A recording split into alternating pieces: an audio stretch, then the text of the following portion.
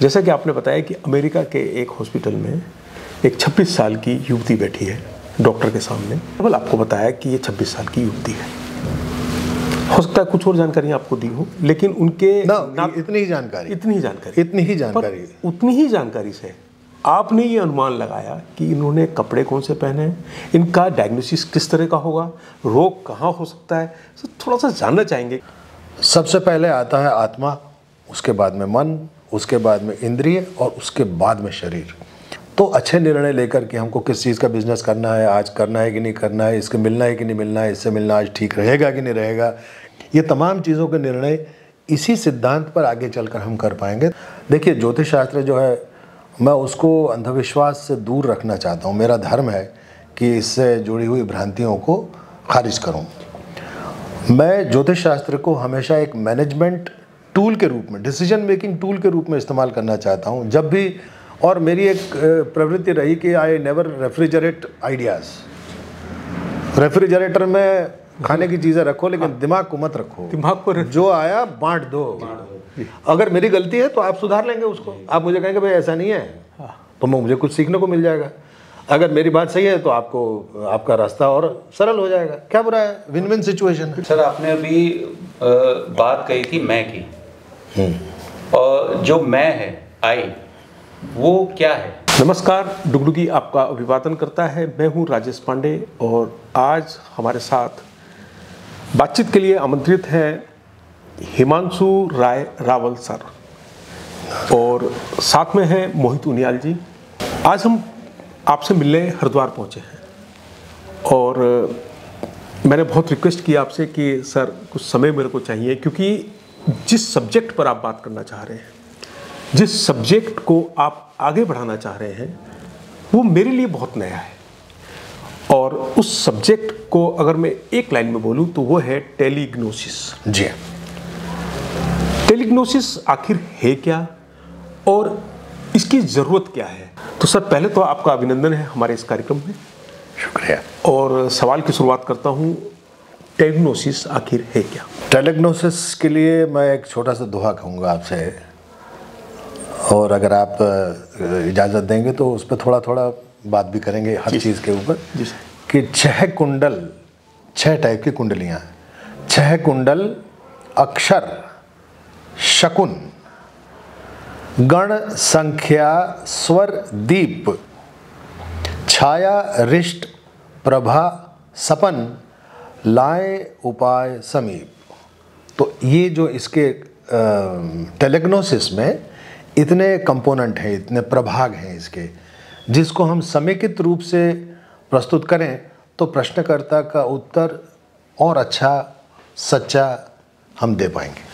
बिल्कुल सही कहा आपने। और जो ये आप शब्द इस्तेमाल कर रहे हैं जी, मुझे लगता है कि ये आयुर्वेद से हैं जी, और हमारे वेदों से हैं। आप बिल्कुल सही कह रहे हैं। तो वेद का और जो टेलीग्नोसिस है, इसके बीच में जो परस्पर संबंध है, और जैसा कि मैंने ये भी पढ़ा है कि ज्योतिष भी इसका एक अहम पार्ट है, तो इस जो पूरा रिलेशन है, इस पूरे रिलेशन पर आपको सुनना चाहेंगे सर।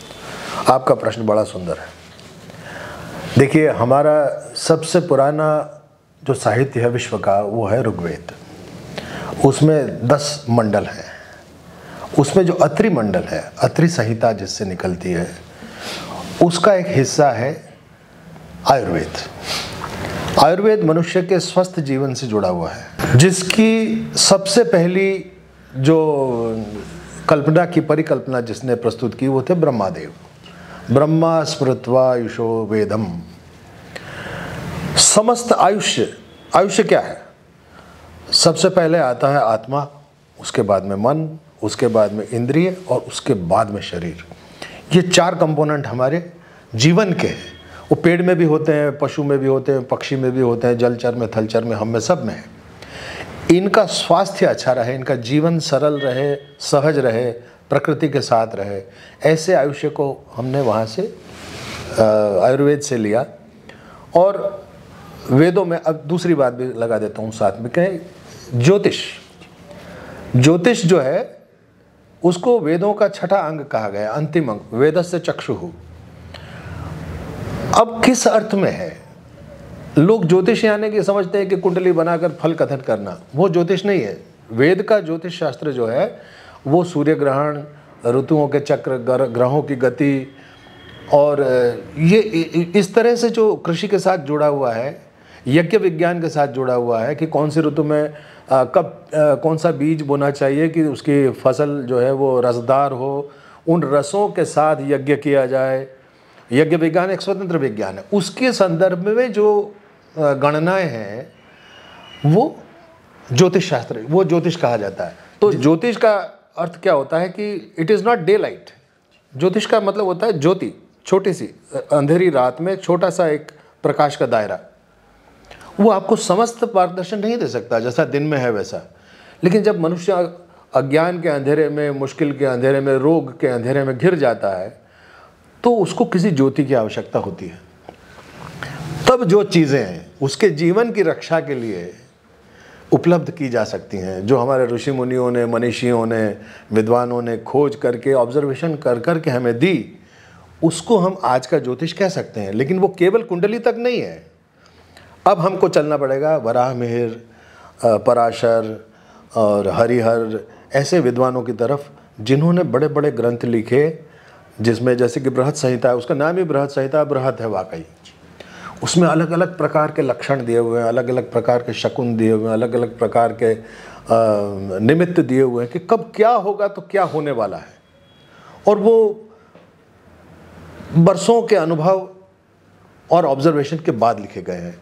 तो जब हम ये कुंडली वाला ज्योतिष, लक्षण शकुन वाला ज्योतिष और उसके परवर्ती जो साइंस आए हैं, सभी विज्ञान का आदर करते हुए जब हम उनको मिलाते हैं तो हमारा प्रश्नकर्ता जब हमसे पूछता है तो इन चीज़ों को मिलाकर जवाब देना हमारा धर्म है, ताकि उसका मार्ग उसकी ज्योति के दायरे में सबसे सच्चा, सबसे ऐसा विकल्प उसके सामने आए कि जिससे उसको फ़ायदा हो सके। जैसा कि आप अभी बता रहे हैं कि जो ज्योतिष है उसकी बात आप कर रहे हैं, और आपने वेदों की बात भी अभी की है, आपने मनुष्य शरीर की भी आपने बात की है। जैसा कि ये पूरी जानकारी जो आप दे रहे हैं, टेलिग्नोसिस वर्ड, मुझे पता चला है कि आपने गुजरात टेक्निकल यूनिवर्सिटी में भी इस कोर्स की शुरुआत की थी। क्या पूरा इसकी पृष्ठभूमि है, उसके बारे में जानना चाहते हैं। देखिए, अंग्रेज़ों के आने से पहले जो हमारी गुरुकुल व्यवस्था थी उसमें 12 साल तक, शुरू 3री या 4थी कक्षा से 12 साल तक आयुर्वेद पढ़ाया जाता था। आयुर्वेद में भीतरी लक्षण तो बच्चा पढ़ ही लेता था जी। नाड़ी देखना, नाड़ी कोई भी देख सकता है, ऐसी कोई बड़ी बात नहीं है। तो इन चीज़ों को पहले ही पढ़ाया जाता था गुरुकुल में, लेकिन बाद में यह प्रथा विलुप्त हो गई। जो कोर्स मैंने सजेस्ट किया वो, उसका एक बड़ा अच्छा किस्सा है कि प्रोफेसर डॉक्टर नवीन चंद्र शेठ, जो वाइस चांसलर और बहुत बड़े इंजीनियर हैं, अब वो वहाँ कुलपति थे, और एक कार्यक्रम में हमारी मुलाकात हुई और मैंने उनसे कहा कि इस तरह से भी भविष्यवाणियाँ की जा सकती हैं। तो उन्होंने कहा कि ऐसा तो हमने कहीं सुना नहीं है। तो मैंने कहा कि ऐसा लेकिन है, और मेरे 40 साल का अनुभव कहता है कि इन चीज़ों को परखना चाहिए। तो उन्होंने कहा कि आप इस पे ऊपर कुछ कोर्स कर सकते हो क्या? तो मैंने ना नहीं कहा। 2 महीने मैंने काम किया इसके ऊपर, और फिर मैंने हाँ कहा कि हाँ, मैं इसके ऊपर एक पाठ्यक्रम बना सकता हूँ, जो पहले कभी अभी तक किसी यूनिवर्सिटी में नहीं हुआ। वहाँ हाँ, बहुत सारी यूनिवर्सिटीज़ हैं दुनिया में जो कुंडली का शास्त्र सिखाती हैं, लेकिन टेलिग्नोसिस में मैंने जैसा अभी कहा, 6 कुंडल, अक्षर शगुन, ये जो हम 8-10 चीज़ें हैं उनको समेकित करके पढ़ाने वाला जो पाठ्यक्रम है वो अभी यहीं एक ही कोर्स हुआ है उसका, गुजरात टेक्नोलॉजिकल यूनिवर्सिटी में पिछले साल। जैसा कि गुजरात टेक्नोलॉजिकल यूनिवर्सिटी में आपने पढ़ाया है और लंबे समय तक आपने पढ़ाया है। हमने उसके कुछ 40 घंटे का कोर्स रखा था, सर्टिफिकेट कोर्स था जी।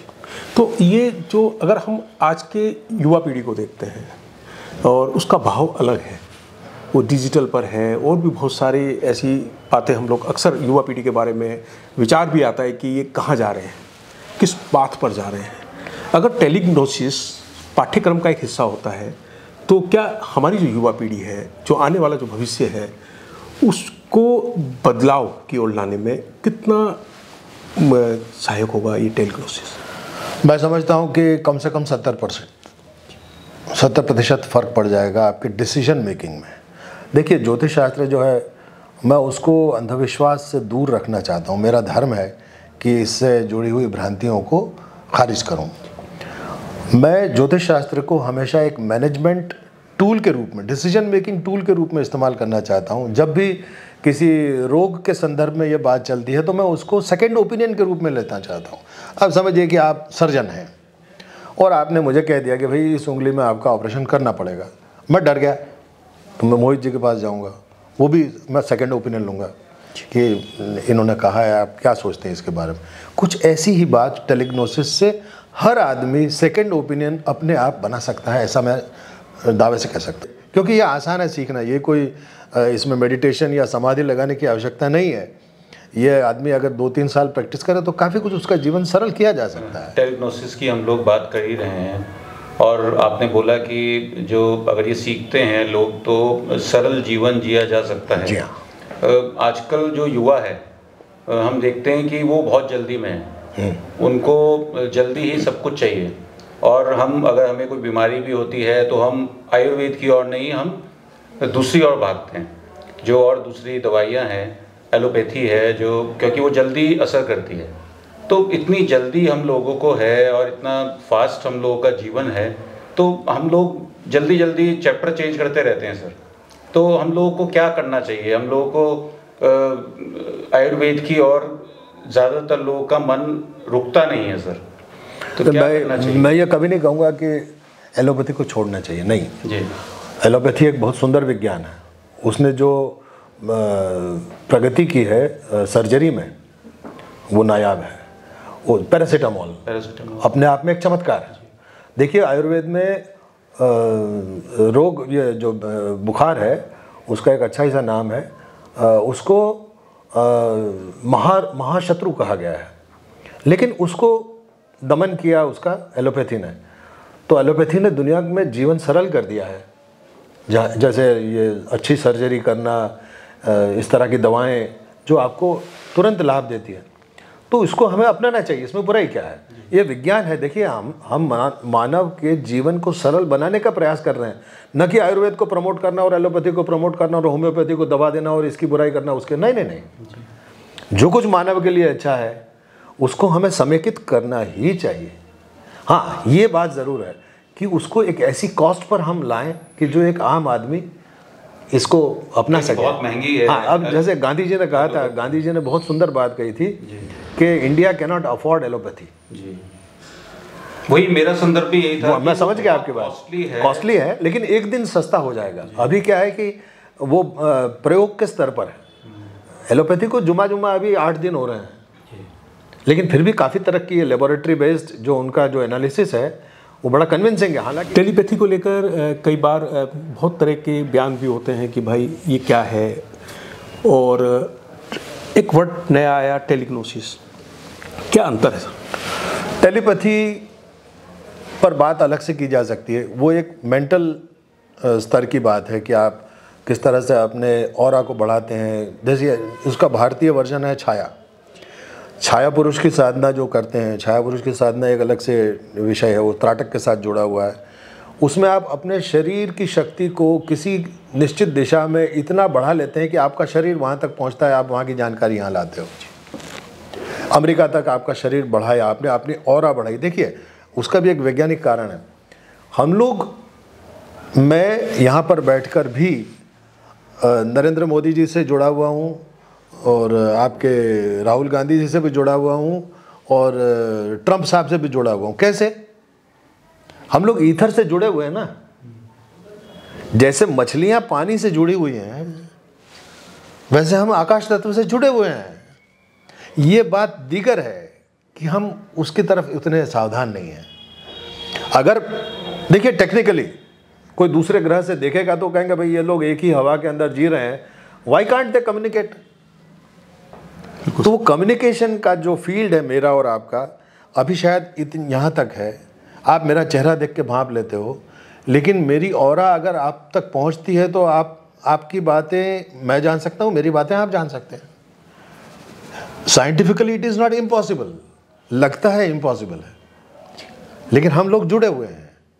तो ये कम्युनिकेशन कैसे होता है, यही हमसे अच्छा जानते हैं, पशु पक्षी मछलियाँ ये हमसे अच्छा जानते हैं। बड़ा इंटरेस्टिंग टॉपिक की तरफ आप ध्यान ले जा रहे हैं। जैसे कि इंटेलिजेंस की हम बात करते हैं, पशु पक्षी के इंटेलिजेंस की हम बात करते हैं, इंसान के इंटेलिजेंस की बात करते हैं, और इंसान जो अपने आप को एक बहुत बुद्धिशाली जीव बताता है, यही कहते हैं इंसान अपने बारे में, पर वो हमेशा अपने इंटेलिजेंस की जो तुलना है वो पशु पक्षियों से करते हैं। क्या खास है सर पशु पक्षियों के इंटेलिजेंस में और हमारी इंटेलिजेंस? देखिए, वो कुदरती जीवन जीते हैं और हम लोग कुदरत पर विजय पाने की कोशिश करते हैं। दरअसल हम में यही, हमारा अहंकार इतना ज़्यादा है, उसके फ़ायदे भी हैं, उसके नुकसान भी हैं, कि हम अपने आप को ईश्वर के साथ तुलना में लगा देते हैं कि मैं ईश्वर बनकर दिखा दूंगा, मैं ही अपने कर्मों का मालिक हूँ, मैं ही ये करूँगा वो कर, मैं। लेकिन वो चीज़ें पशु पक्षी में ना होकर, पशु पक्षी एक बड़ा सरल जीवन जीते हैं, जैसा ऊपर वाले ने दिया, जैसा उनको बनाया गया, ऊपर वाले ने ना दिया हो, किसी ने दिया हो, लेकिन जैसा भी उनको जीवन मिला है उसको जीवन जीने का अच्छा प्रयास करते हैं। वो हमसे अच्छे आदमी का जीवन अपनाने की कोशिश करते हैं, मैं वैसा जीऊँगा, कंपैरिजन करते हैं और उसमें हम दुखी होते रहते हैं, मनस रोग से हम पीड़ित हो जाते हैं। तो टेलिग्नोसिस जो है वो टेलीपैथी से इस माने में दूर है कि हम अनेक विधि आंसर, अनेक दिशाओं से अपने प्रश्न का उत्तर लेने की कोशिश करते हैं। बुद्धिमान आदमी क्या करेगा, 2 और 5 7 जो हो रहे हैं, तो यहाँ से भी 7 है कि नहीं देखेगा, यहाँ से भी 7 है कि देखेगा। यहाँ पर आपने 2 एप्पल रख दिए, एक आदमी, मुझे आपने उस खिड़की में खड़ा कर दिया तो मुझे एक ही एप्पल दिखेगा। बुद्धिमान आदमी क्या करेगा, कहेगा राजेश जी मुझे दूसरी खिड़की दिखाइए, वहाँ से 2 एप्पल है। तो मुझे अपना जवाब देने से पहले चाहिए कि मैं अपने जवाब को ठोक बजा के देख लूँ कि मैं सही जवाब दे रहा हूँ कि नहीं दे रहा हूँ। वहाँ खिड़की में खड़े होकर मैंने कह दिया एक एप्पल है। अब डॉक्टर ऐसा नहीं करते। डॉक्टर क्या करते हैं, वो आपकी आँख देखते हैं, नाक देखते हैं, जीभ देखते हैं, बीपी देखते हैं, नाड़ी देखते हैं, क्या 10 तरह की चीज़ें आप, उसके बाद में वो जवाब देते हैं। तो ज्योतिषाचार्य को भी चाहिए कि उसको जितनी विधियाँ आती हैं, ज्योतिष शास्त्र कौन होता है, पहले कौन होते थे, जो लोग आयुर्वेद के जानकार होते थे, जो लोग अथर्ववेद के जानकार होते थे, जो लोग यजुर्वेद के कुछ जानकार होते थे, कुदरत के बड़े अच्छे ऑब्जर्व होते थे। केवल पेड़ की पूजा करने से आदमी आध्यात्मिक नहीं हो जाता है, पेड़ के बारे में जानना भी तो पड़ेगा। बिल्कुल। तो ये जो हमारा जो मनोभाव है, जिसने हमको अहंकारी मनुष्य बना दिया है, तो उसकी वजह से हम लोग जान नहीं पाते कि आसपास कल क्या होने वाला है। तो कुल मिलाकर आपका कहना है कि जो टेलिग्नोसिस है वो सब एक सही मिश्रण है, एक खूबसूरत एक गुलदस्ता है। हाँ, गुलदस्ता, आपने बहुत सही कहा, गुलदस्ता है जो हमें हर विधा से जोड़ता है और सभी विधाओं का जो ज्ञान है उसको समाहित करता है। कुल मिलाकर आपका हाँ यही प्रयास है मेरा, यही प्रयास। अच्छा, जो टेलिग्नोसिस हम अक्सर ये बात करते हैं, बड़े बड़े प्लेटफॉर्म से ये बात उठती है, लोग उस पर लाखों करोड़ों रुपए खर्च भी कर देते हैं और इस बात पर जोर दिया जाता है कि एक स्वस्थ जीवन शैली कैसे जी जाए, एक ज़िंदगी को हम खुशनुमा कैसे बनाएं, और उस खुशनुमा ज़िंदगी को बनाने के चक्कर में हम लोग जुड़ जाते हैं बहुत सारे प्रपंचों से। जो टेलिग्नोसिस है वो कहाँ मदद करता है हमको एक पॉइंट पर लाने? टेलिग्नोसिस हमको डे टू डे लाइफ के जो हमारे जो प्रॉब्लम्स हैं, हमारे सामने हमेशा दो तीन विकल्प तो रहते ही हैं कि मैं यहाँ से, देखिए अब यहाँ से निकले अपन, तो एक लिफ्ट यहाँ पर है, एक लिफ्ट यहाँ पर है, कहाँ से जाऊँ, शुरू हो गई प्रॉब्लम। नीचे उतर सीढ़ी से जाऊँ कि लिफ्ट से, नहीं पहली मंजिल पर ही तो हूँ, सीढ़ी उतर जाऊँ कि लिफ्ट से जाऊँ, नीचे उतरे रिक्शा से जाऊँ कि साइकिल से जाऊँ कि अपनी गाड़ी से चला जाऊँ। There are 101 questions at each stage. अब उसमें से विकल्पों को चुनने की जो कला है जी, वो टेलिग्नोसिस आपको काम आती है। जो डे टू डे, जैसे मैरिज की बात है तो उसमें भी काम आएगा, आपकी नौकरी की बात है तो उसमें भी काम आएगा, किसानी करते हैं आप उसमें भी काम आएगा, आप डॉक्टर हैं उसको भी काम आएगा, आप पुलिस अधिकारी हैं उसको भी काम आएगा, आप IAS ऑफिसर है उसको भी काम आएगा, पॉलिटिशियन है उसको भी काम। अच्छा, एक छात्र को कहाँ काम आता है? छात्र को ये काम आता है कि उसके लिए क्या, कौन सा विकल्प अच्छा है। जैसे मेडिकल में जाना है, इंजीनियरिंग में जाना है। मैंने अभी, अब मेरा आपसे एक निवेदन है आप दोनों से कि इस इंटरव्यू के साथ अगर आप वो जो लिंक मैंने जो दिया है जो डॉक्टर सौरभ चौकसी का है उसको भी जोड़ें, उसके बारे में 2 मिनट बात करूं। हाँ हाँ बिल्कुल सर। अमेरिका के 2 डॉक्टरों के साथ मैंने एक प्रयोग किया टेलिग्नोसिस का। ऐसा नहीं कि मैं उसको आपके सामने ऐसे ही रख रहा हूँ, उसको मैंने परखा है। तो 100-150 पेशेंट्स के बारे में मुझे फ़ोन किया जाता था। अमेरिका के नियम के हिसाब से आप पेशेंट की कोई जानकारी नहीं दे सकते। हाँ, आप ये कह सकते हैं कि मेरे सामने एक लड़का बैठा है, एक लड़की बैठी है और उसकी उम्र इतनी है, भाई 26 साल की एक लड़की बैठी है, इतना आप कह सकते हैं।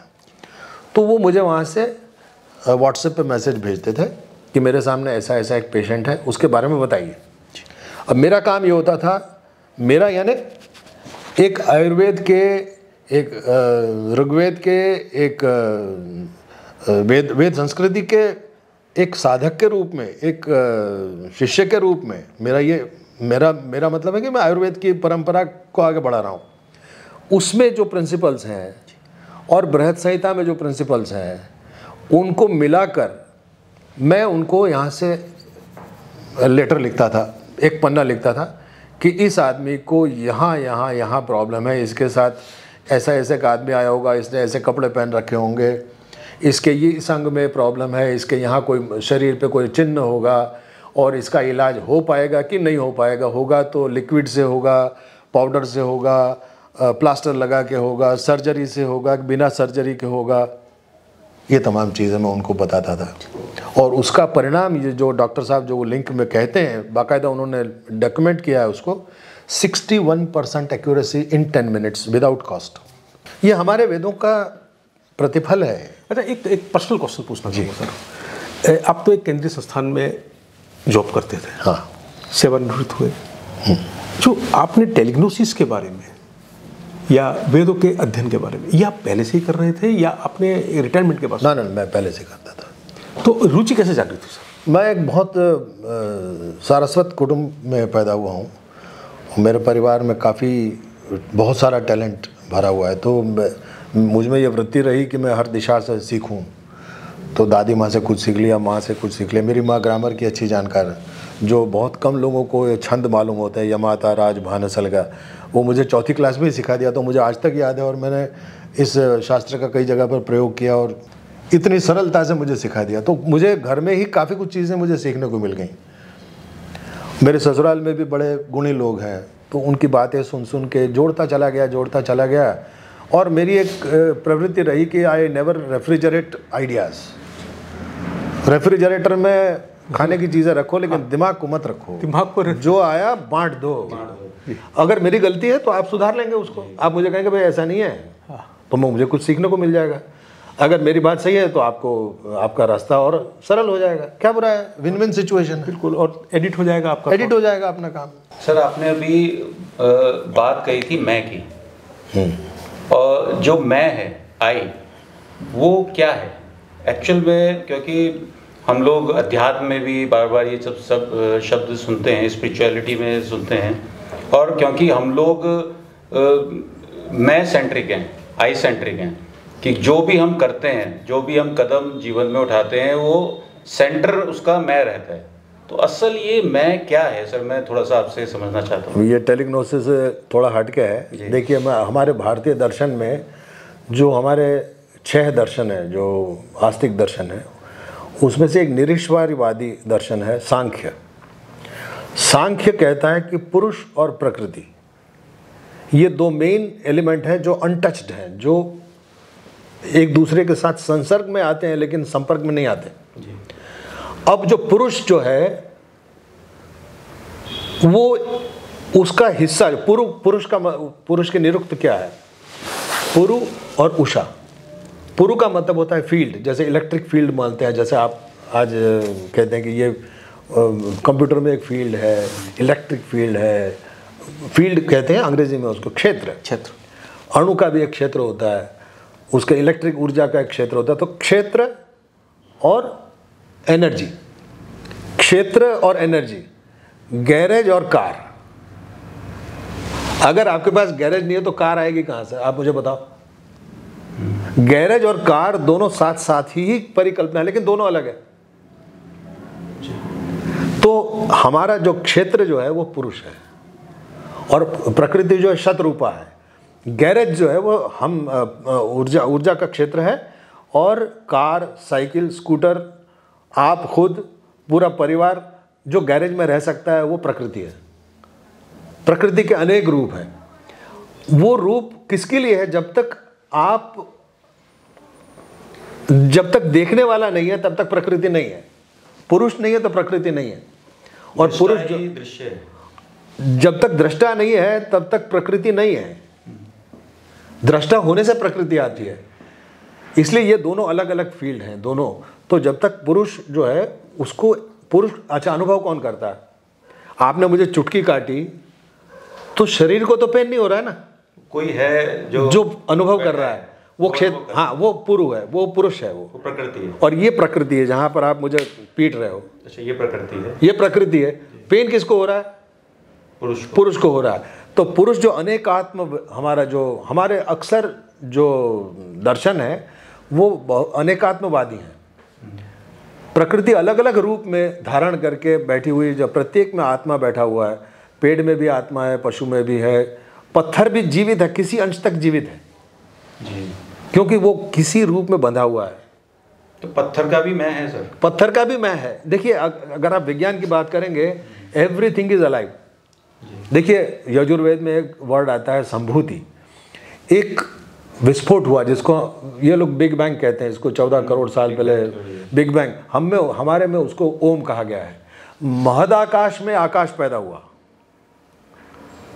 उस आकाश में वायु, आकाशात वायो हो अग्नि आपः पृथ्वी पृथिव्या औषधयः औषधिभ्यो अन्नम अन्नाद रेतसः पुरुषः। ये क्रम हमारे अंदर बृहदारण्यक में बताया गया है। तो इस क्रम में प्रकृति आपके सामने परिलक्षित हो रही है। कितने स्टेजेस आए, लेकिन उसका अनुभव करने वाला आत्मा जो है वो पुरुष है।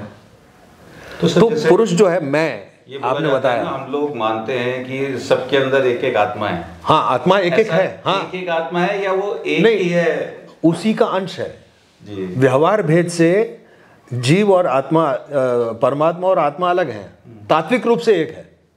तो सर, जो हम डिसीजन लेते हैं, हाँ, तो क्या वो जो पीछे हमारे जो बैठा है, आपने बड़ी सुंदर बात कर दी। अब आपको वहाँ से डिसीजन आता है कि सर ये इस प्रकृति से आता है? देखिए, जब पहली बार क्षोभ हुआ, जिसको आप विस्फोट कहते हैं जी, जब पहली बार प्रकृति में इम्बैलेंस पैदा हुआ, क्यों पैदा हुआ कोई नहीं कह सकता। जब इम्बैलेंस पैदा हुआ तो ये डिस्टर्बेंस पैदा हुआ। उसमें आयुर्वेद कहता है कि वात पित्त कफ ये बने, इनके मिश्रण से अलग अलग टाइप के शरीर बने। सांख्य कहता है कि सुर असुर, मनुज और नारकीय। सुर असुर यानी कि हमसे जो ऊपर हैं, जो सप्तलोक में जो हमारे ऊपर जो 3 लोग हैं, हमारे ऊपर जो 2 हैं, नीचे 2 हैं और बीच में हम भू भुवः स्वः, तो कुल 7 लोग होते हैं। अब इसमें सुर असुर हमसे ऊपर हैं, हम यहाँ मनुष्य। और नारकीय मतलब कि ज़मीन के नीचे जो पाताल में है। और उद्भिज और ये जो बने हैं जैसे पेड़ हैं, ये स्थावर और हिलने वाले। फिर उसमें भी कैटेगरी है कि अंडज, उद्भिज, आपके जरायुज और स्वेदज। ये हम जो देख पाते हैं वैसे ये शरीर है। उसकी इतर 2 हैं, सांसिद्धिक और सांकल्पिक। सांकल्पिक जैसे कि let there be a man and there was man, that's आदम जो कहते हैं, वो संकल्प, भगवान ने एक संकल्प किया और आदम पैदा हो गया। तो इसी तरह से मनुष्य। अब देखिए, डार्विन कहता है कि आप बंदर में से आदमी बना। अरे, Darwin is a very good observer, लेकिन वो मुग्ध भाव से देख रहा है कि अरे अरे अरे अरे ऐसा ऐसा हो रहा है। लेकिन बंदर भी क्यों है और आदमी भी क्यों है उसको पता नहीं है। बंदर भी बरसों पहले था, हम भी थे। अब बंदर का विकास नहीं हो पाया, लेकिन अपना हो गया।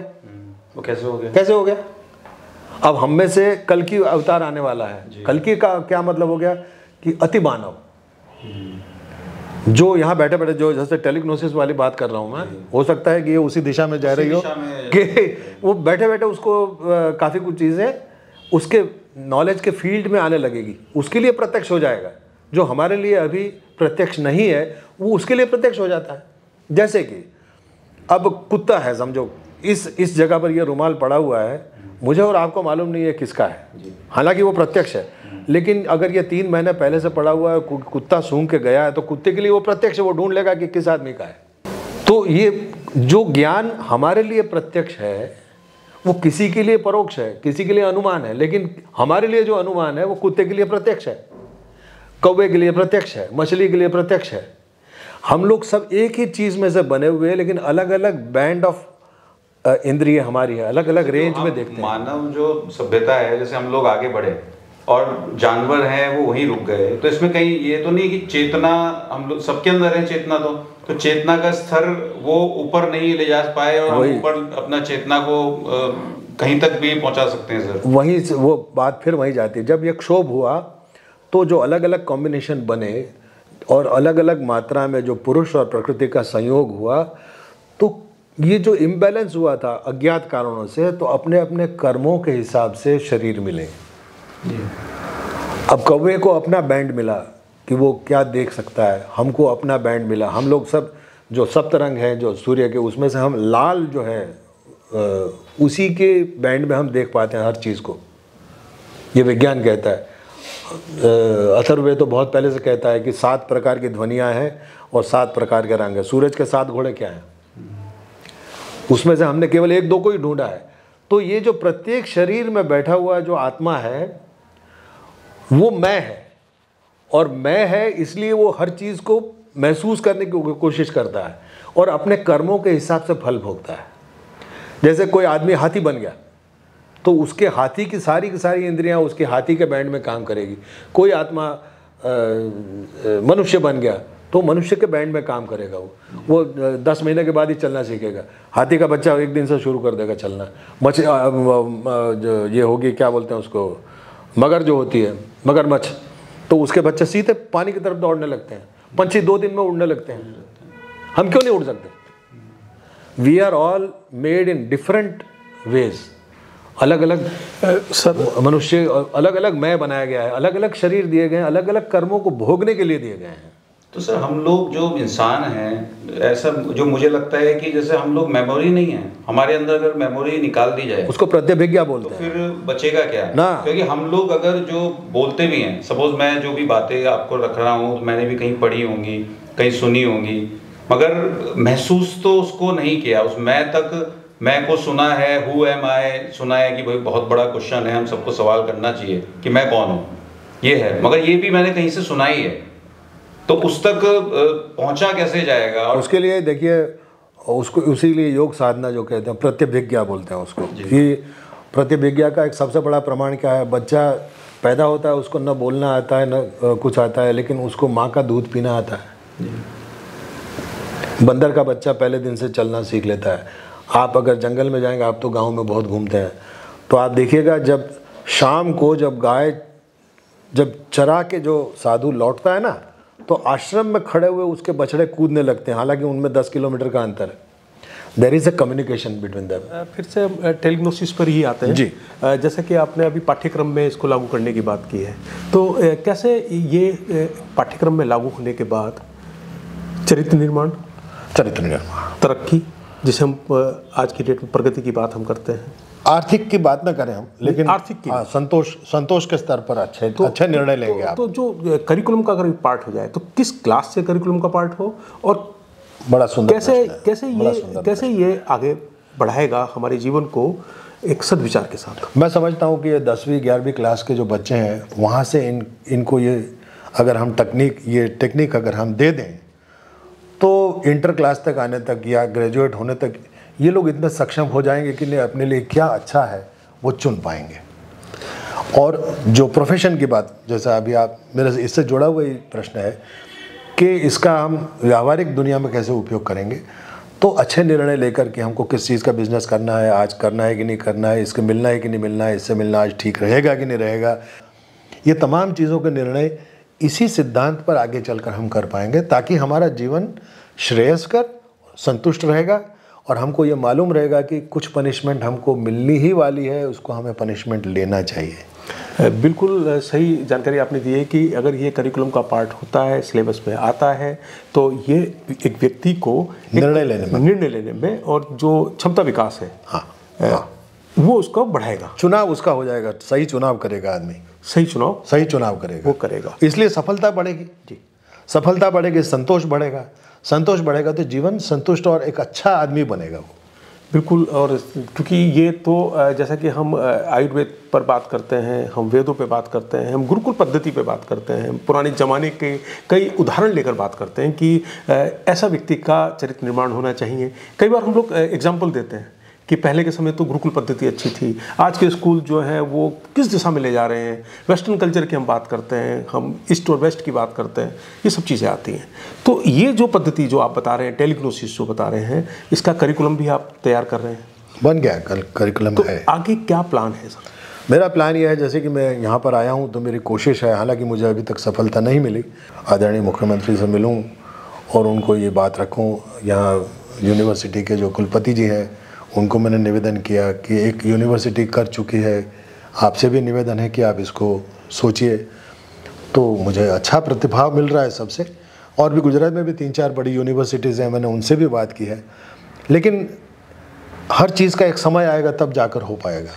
एक चलते चलते सर अंत में एक सवाल, और बड़ा इंटरेस्टिंग इसका मुझे लगता है कि जवाब आने वाला है जी। जैसा कि आपने बताया कि अमेरिका के एक हॉस्पिटल में एक 26 साल की युवती बैठी है डॉक्टर के सामने, केवल आपको बताया कि ये 26 साल की युवती है। हो सकता है कुछ और जानकारी आपको दी हो, लेकिन उनके इतनी ही जानकारी उतनी ही जानकारी से आपने ये अनुमान लगाया कि इन्होंने कपड़े कौन से पहने हैं, इनका डायग्नोसिस किस तरह का होगा, रोग कहाँ हो सकता है, तो थोड़ा सा जानना चाहेंगे। बड़े इंटरेस्टिंग है। मैंने जैसा आपसे कहा कि 6 कुंडल अक्षर शगुन, ये जो दोहा मैंने बताया, इन सारी चीज़ों का प्रयोग मैंने एक साथ करना उचित समझा है हमेशा। ये मेरे लिए भी संभव नहीं हो पाता कि हर चीज़ को मैं हर बार उपयोग कर सकूं, लेकिन जितना मेरे लिए संभव होता है मैं सारी चीज़ों को एक साथ प्रयोग करके उसका जवाब देता हूं, जिसमें बहुत बड़ा हाथ है स्वर शास्त्र का, बहुत बड़ा हाथ है लक्षण शास्त्र का, और कुछ हद तक 10-12% कुंडली बनाने का भी। इसके आधार पर ही मैं जवाब देता हूं। और अगर देखिए, मैं तो एक सामान्य व्यक्ति हूँ जिसने अपने आप को कभी ज्योतिषी या अपने आप को कभी कोई आध्यात्मिक आदमी नहीं समझा, लेकिन समाज में बहुत से लोग ऐसे हैं कि जो लोग बहुत पवित्र जीवन जीते हैं। अगर वो ये करने लग जाएं, अगर एक वो तबका हो और एक हम स्टूडेंट्स जो हमारे हैं भारत के, उनको अगर हम 10वीं 11वीं से हम इसका एक परिचय दे दें, तो आज से सोचिए, आज से 20 साल के बाद का भारत कितना सक्षम होगा। उसकी कल्पना करके मैं बड़ा रोमांचित हो जाता हूँ कि एक दिन ऐसा आएगा। बिल्कुल आएगा सर, क्योंकि आपके प्रयास लगातार जारी हैं और आप एक फोकस है इस पर कि मेरे को करिकुलम भी बनाना है और इसकी पूरे हर एस्पेक्ट पे बात करनी है। और सबसे महत्वपूर्ण जो इसमें मुझे खास दिखाई देता है वो हमारे वेदों को इसमें जोड़ा है। हाँ, वेदों के ज्ञान को इसमें समाहित करने का जो प्रयास है, जो पहल है, वो आपने इसमें की है। सर आप एक अच्छे चित्रकार भी हैं तो ये सब इतना आप पढ़ते हैं, क्योंकि ज्ञान आपके पास, आप क्योंकि मेरे लिए तो सर एक बात को सीधे सीधे याद करना भी आसान नहीं है, और आप इतने कठिन श्लोक याद रखते हैं, उसको एकदम व्याख्या करते हैं।